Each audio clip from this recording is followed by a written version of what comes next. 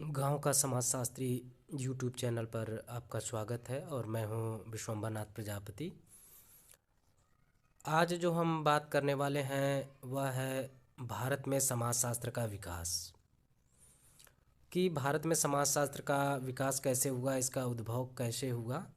लेकिन यह जानने से पहले सोशियोलॉजी जो शब्द है इसके बारे में भी जानना आवश्यक है, क्योंकि कई बार इस पर भी प्रश्न पूछे जाते हैं। तो भारत में समाजशास्त्र के विकास से पहले थोड़ा सा इसके बैकग्राउंड में जान लेते हैं।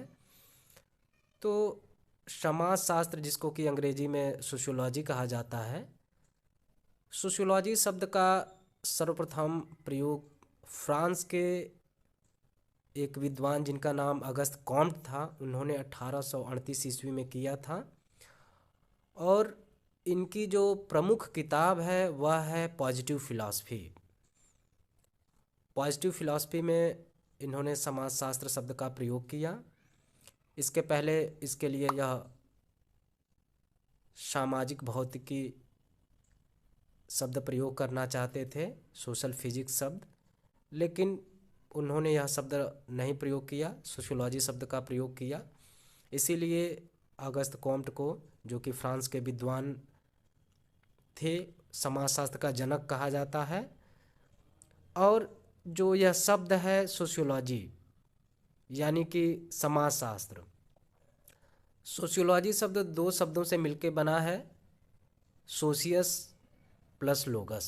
सोशियस लैटिन भाषा का शब्द है जिसका अर्थ होता है समाज, और लोगस जो है ग्रीक भाषा का शब्द है जिसका अर्थ होता है विज्ञान या अध्ययन। यानी कि समाजशास्त्र का अर्थ हुआ समाज का विज्ञान या समाज का अध्ययन। इसके साथ ही एक जो महत्वपूर्ण इन्फॉर्मेशन है वह यह है कि 1876 में सर्वप्रथम येल विश्वविद्यालय, संयुक्त राज्य अमेरिका, यूएसए जिसको कहा जाता है, वहाँ पर समाजशास्त्र एक विषय के रूप में शुरू हुआ, और जिसको श्रेय करने का श्रेय जाता है डब्ल्यू.जी.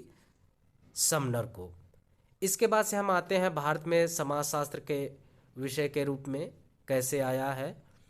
तो भारत में एक विषय के रूप में समाजशास्त्र का पदार्पण 1914 ईस्वी में हो रहा है।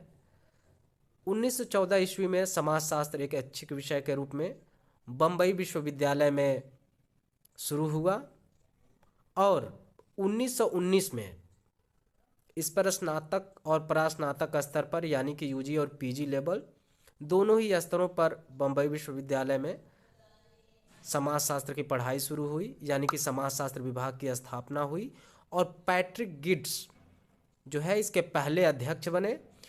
पैट्रिक गिड्स के रिटायर होने के बाद से 1924 ईस्वी में इन्हीं के छात्र रहे जीएस घुरे जो है इसके अध्यक्ष बने।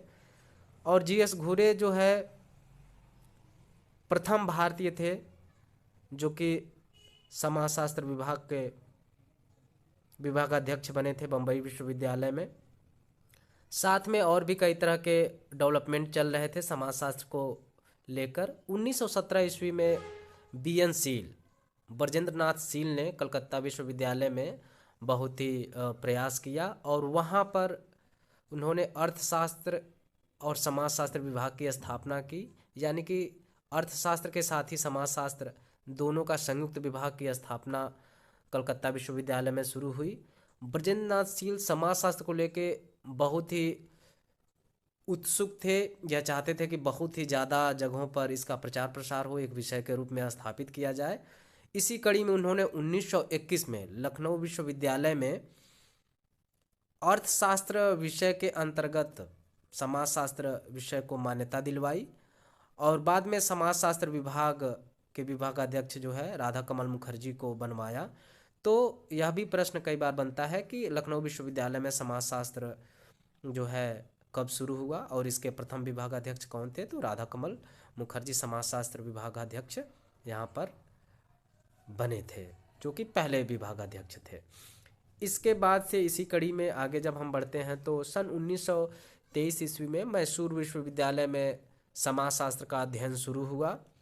1930 में पुणे विश्वविद्यालय में समाजशास्त्र विभाग शुरू हुआ और इसकी प्रथम जो अध्यक्ष हैं इरावती कार्वे जो है इसके प्रथम अध्यक्ष बनाई गई।